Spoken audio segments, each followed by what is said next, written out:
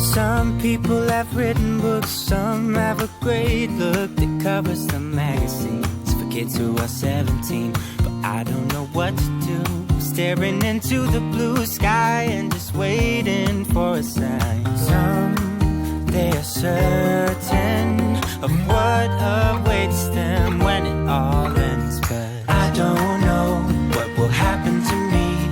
Will I be remembered in a century? Or will I be forgotten like dust in the wind?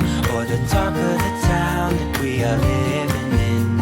Well, I don't know, I don't know. How could I know what lies ahead of me? Am I part of a grander master plan? Will I be washed away like lines in the sand?